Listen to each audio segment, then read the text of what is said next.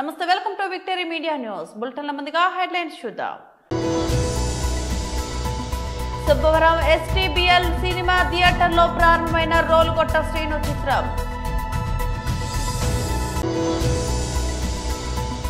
దళారీ వ్యవస్థను అరికట్టాలని రైతు సంఘం నాయకులు రెడ్డి ఈశ్వరరావు డిమాండ్. కార్మికులు తమ బకాయిలను చెల్లించాలంటూ చేస్తున్న ఆందోళనకు స్టీల్ ప్లాంట్ ఇంటెక్ మద్దతు తెలిపింది. రోలుగుంట సూరి చిత్రం రిలీజ్ సంబరాలు. సబ్బవరం స్థానికులు అభిమానుల మధ్య ఉదయం శ్రీకృష్ణుని మందిరంలో పూజలు చేసి ఊరేగింపుగా ప్రారంభమైన చిత్ర యూనిట్ సభ్యులు హీరో నాగార్జున. అయితే ఈ సినిమా ఇంటర్వ్యూల సమయానికి పైకి వచ్చిన ప్రేక్షకుల దగ్గరకు స్థానిక మీడియా వివరణ అడగ్గా ప్రతి ఒక్కరూ కూడా కొత్త సినిమా అయినప్పటికీ ఎంతో ఉత్సాహంగా ఉందని, సినిమా కలుగుతున్నంత వరకు ప్రజలు మమేకమై తెర మీద దృష్టి పెట్టి ఉన్నారని ప్రేక్షకులు చెప్పడం జరిగింది. Director Anil Kumar Palla, hero Nagarjuna, heroine Aadya Reddy, Bhavana Neelappa, నిర్మాత Chandini Palla, villain Brahmananda Reddy, assistant stunt master Koneti Santosh Kumar, local ఆర్టిస్టులు పల్లా తాతారావు, బార్నేకాన బాబురావు, పల్లం గంగరాజు, పల్లా సత్యనారాయణ, ఆరిపాక ప్రసాదరావు, కర్రీ రాజు, రోమాల చంద్రశేఖర్, కొరాడ శ్రీను, తాటిపాముల శేఖర్ తదితరులు సంతోషాన్ని వ్యక్తం చేశారు.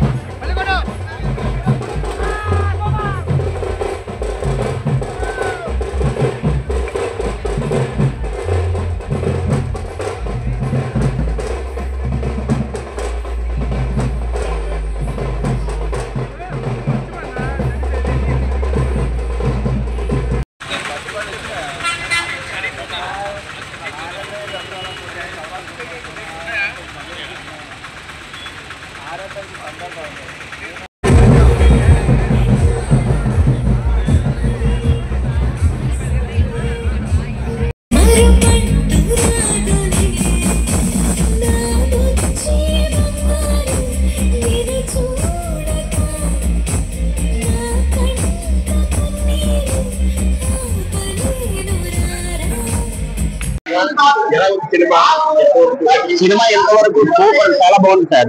సినిమా చాలా బాగా వచ్చింది. సినిమా చాలా బాగా యాక్టింగ్ సార్.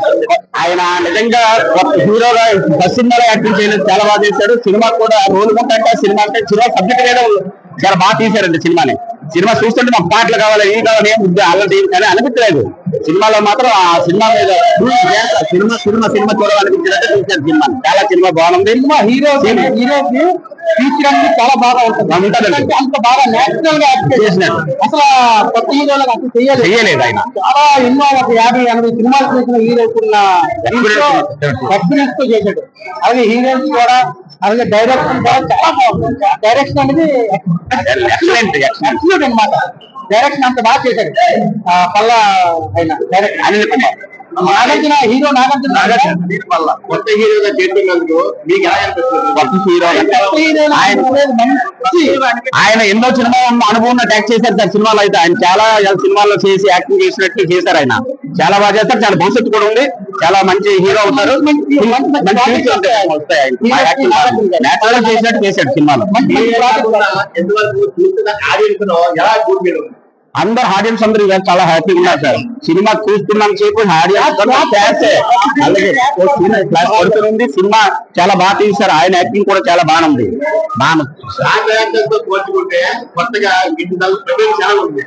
అప్పుడు కదా ఇప్పుడున్న ఆడియన్స్ కి మంచి ఎక్స్పీరియన్స్ వస్తుంది. విలేజ్ బ్యాక్డ్రాప్ సినిమా తీయడం అంటే సార్, అది ఎప్పుడో పాత ఓల్డ్ స్టోరీ పెట్టుకుని విలేజ్ బ్యాక్డ్రాప్ సినిమాలు లేవండి ప్రెజెంట్. కానీ సినిమా కూడా స్టోరీ బాగా రాశారు.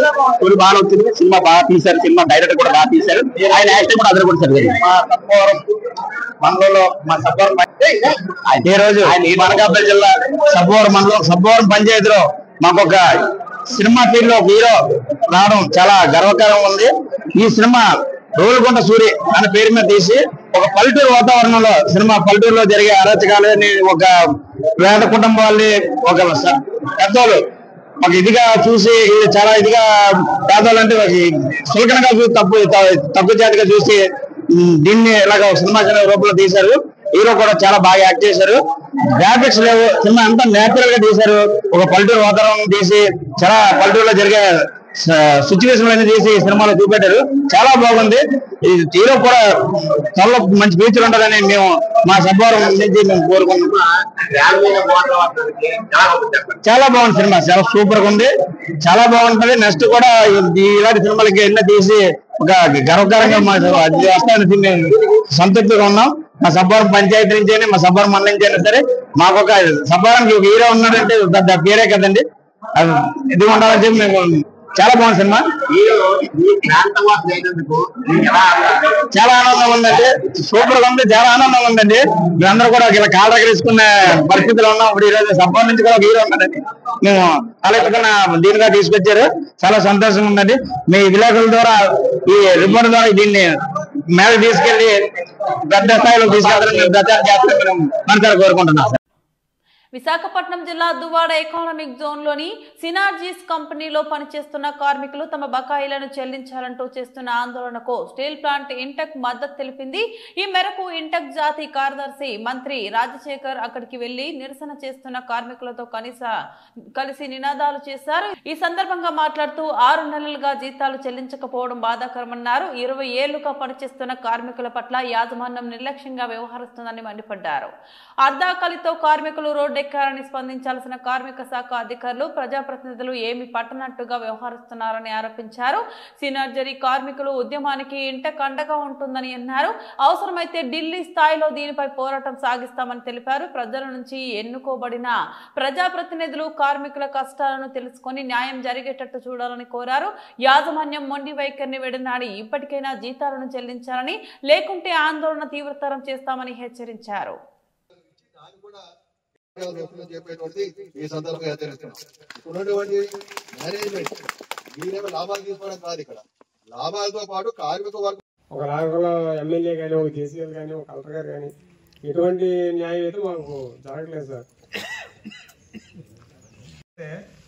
మేనేజ్మెంట్ మా చుట్టాలు, మీరు రోడ్డు పడిపోతే మమ్మల్ని ఏం చేయమంటావు అన్న రీతిలో మాట్లాడడం జరిగిందండి. ఆయన అయితే ఒక ఎంపీ అయ్యింది. మరి ఆయన ఆ రకంగా మాట్లాడారని చెప్పి మేము కలెక్టర్ గారి కూడా చెప్పడం జరిగింది. కానీ ఎక్కడ కూడా మాకు ఎటువంటి న్యాయం జరగలేదు. ఎక్కడికి వెళ్ళినా సరే మేనేజ్మెంట్ వైపు మాట్లాడుతున్నారు తప్ప మీరంటే తెలియని వాళ్ళు కూడా లేరు. ఇవన్నీ చెప్పిన తర్వాత కూడా లాస్ట్ లో రెండు మాట్లాడుతారన్న అప్పుడు సమాధానం చెప్తారు. ఈ సభను ఉద్దేశించి మన రాజశేఖర్ గారు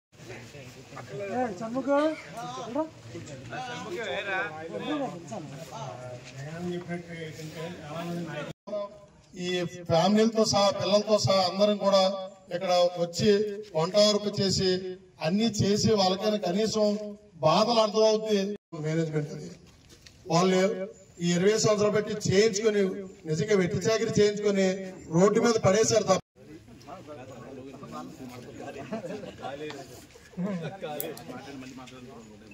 వామన్ డిప్యూటేషన్ మీద ఒక 50 కంపెనీ కార్మికులు సుమారు 45 రోజుల నుంచి 50 రోజుల పైగా ఈ యొక్క నిరసన కార్యక్రమాలు చేపడుతున్నారు. వారికి చేస్తున్నటువంటి పోరాటానికి వారు చేస్తున్న నిరసన కార్యక్రమం సంఘీభావం తెలియజేయడానికి ఈరోజు రావడం జరిగింది. ప్రధానంగా సినర్జీస్ కంపెనీ అనేది చాలా ప్రతిష్టాత్మకమైన కంపెనీ. ఈ కంపెనీ తాలూకా ప్రతిష్ట కోసం, ప్రగతి కోసం, దాని అభివృద్ధి కోసం కార్మికులు తమకు చాలీచాలని జీతాలు వచ్చినా సరే వారి ఆ కంపెనీ బాగుండాలని, తద్వారా వారి కుటుంబాలని కాపాడుకోవాలని తక్కువ జీతాలైనా సరే ఒక అంకిత భావంతో పనిచేసి కంపెనీకి అనేక రూపాల్లో భారతదేశం కాకుండా ప్రపంచవ్యాప్తంగా పేరు తీసుకొచ్చి వారు తయారు చేసినటువంటి ప్రోడక్ట్స్ ఏదైతే ఉత్పత్తులు ఉన్నాయో బయట విదేశాలకు కూడా పంపించే దాంట్లో ప్రముఖమైన పాత్ర కార్మిక వర్గం వహించింది. అటువంటి కార్మిక వర్గానికి సకాలంలో జీతాలు చెల్లించకపోవడం అన్యాయం. వారు ఏదైతే ఒకవేళ కంపెనీలో సర్వీస్ అయిపోయినటువంటి వాళ్ళు కూడా ఫైనల్ బెనిఫిట్ ఇవ్వకపోవడం చాలా దారుణం. ఒకవేళ ఏదైనా కంపెనీలో ఉద్యోగం వచ్చి ఇక్కడి నుంచి వెళ్ళిపోతే వారికి ఎటువంటి ఆర్థిక ప్రయోజనాలు కూడా ఇవ్వటం లేదు.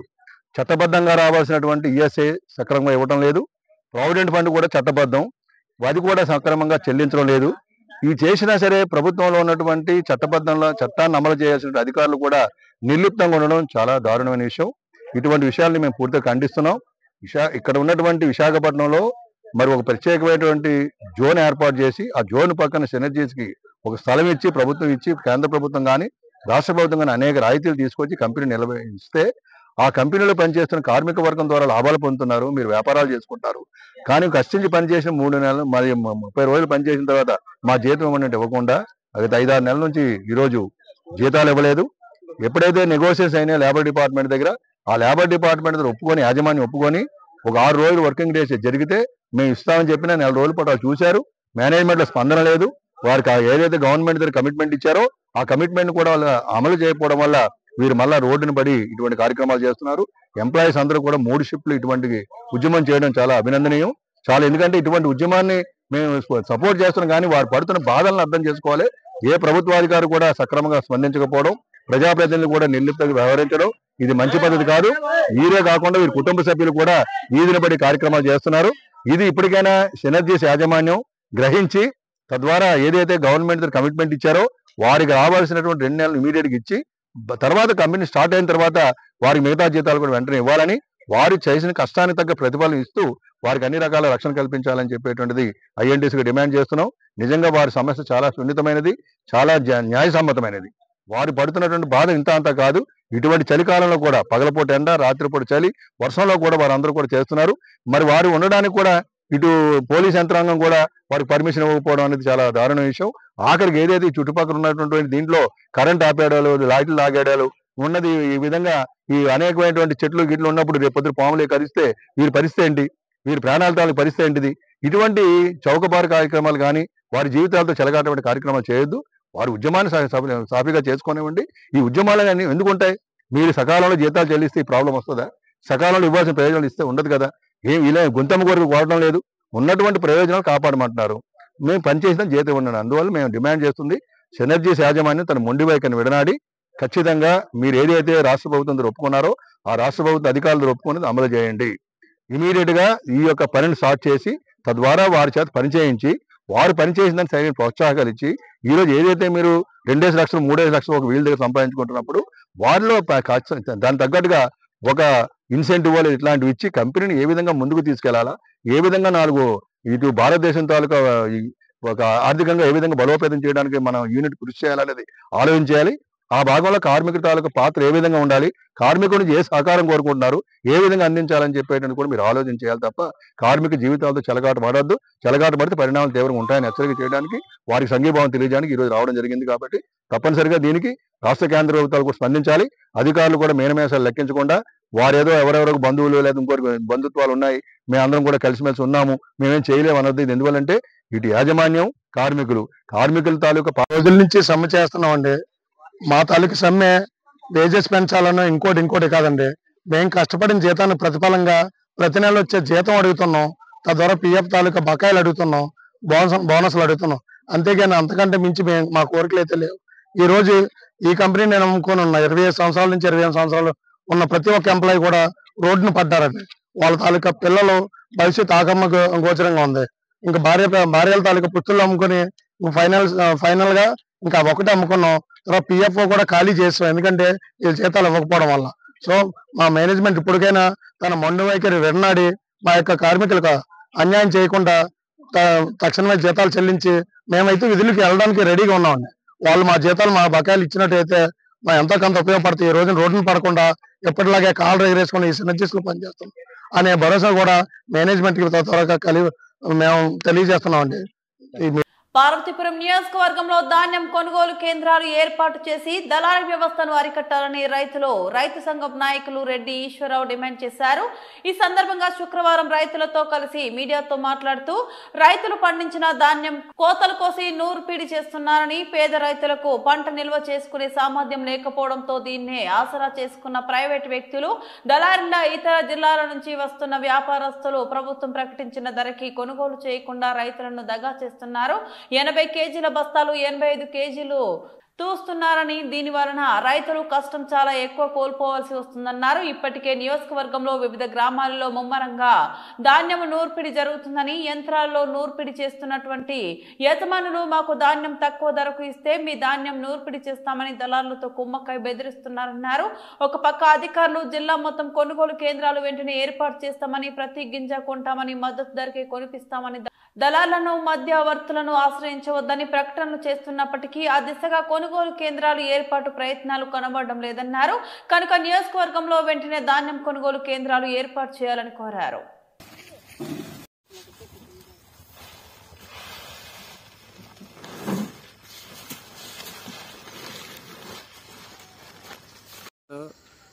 మీరు ధాన్యం కొనుగోలు కేంద్రాలు పెడతాను అని చెప్పేసి మీటింగుల మీద మీటింగులు, సమీక్షల మీద సమీక్షలు పెడతారు. ఇక్కడ ధాన్యం మొన్న మొందా తుఫాను వచ్చిన తర్వాత అది వెళ్ళిపోయిన తర్వాత ధాన్యం అయితే రైతులు తయారయ్యి ఉన్నాయి. ఇప్పుడు కొనుగోలు కేంద్రాలు లేవు, రైతులకు గోన్లు లేవు, చాలా ఇబ్బందులు పడుతూ ఉన్నారు. ఇప్పుడు అవి ఆరబెట్టుకుందామంటే పరజాలు కూడా సరఫరా చేయడం లేదు, కొనుగోలు కేంద్రాలు ఎక్కడా ఏర్పాటు చేయడం లేదు. కొనుగోలు కేంద్రాలు ఏర్పాటు చేసి ముందైన రైతులు ముందు, వెనకైన రైతులు వెనక్కి వెళ్లేటట్టు చర్యలు తీసుకోవాలని చెప్పేసి మేము రైతు సంఘం తరఫున విజ్ఞప్తి చేస్తా ఉన్నాము. ఇప్పటి వరకు కొనుగోలు కేంద్రాలు ఓపెన్ చేశాము, 48 గంటల్లో డబ్బులు పడిపోతాయి అని చెప్పేసి రాష్ట్ర మంత్రి గారు ప్రకటనలే తప్ప ఎక్కడా కొనుగోలు కేంద్రాల దాఖలా కనిపించడం లేదు. ఎప్పటికైనా రైతుల్ని, ప్రజల్ని ఆదుకోవాలనుకుంటే ముందు కొనుగోలు 160% మంది ఉన్నటువంటి రైతులు ఈరోజు వ్యవసాయం మీద ఆధారపడి నానా తంటాలు పడి వ్యవసాయాన్ని సాగుతుంటే ఇక్కడ కనీసం రాష్ట్ర మంత్రి గాని, ఇక్కడ ఉన్న ఎమ్మెల్యేలు గాని, మినిస్టర్లు గాని నిన్న ఎక్కడో సాలూరులో ఒక కొనుగోలు కేంద్రం ఏర్పాటు చేసినట్టు మంత్రి గారి ప్రకటన వచ్చింది తప్ప ఎక్కడ కొనే పరిస్థితి లేదు. అందుకని ఇదంతా ఈ ధాన్యాన్ని కూడా దళారుల పాలు చేయాలని చూస్తాన్రా.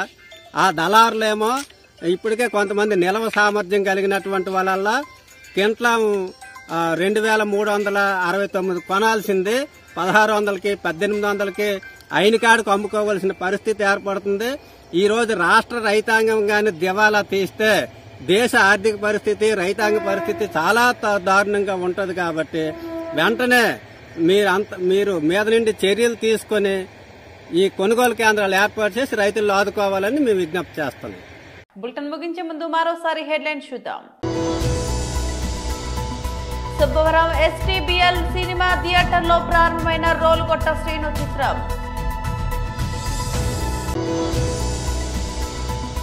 దళారీ వ్యవస్థను అరికట్టాలని రైతులు రైతు సంఘం నాయకులు రెడ్డి ఈశ్వరరావు డిమాండ్.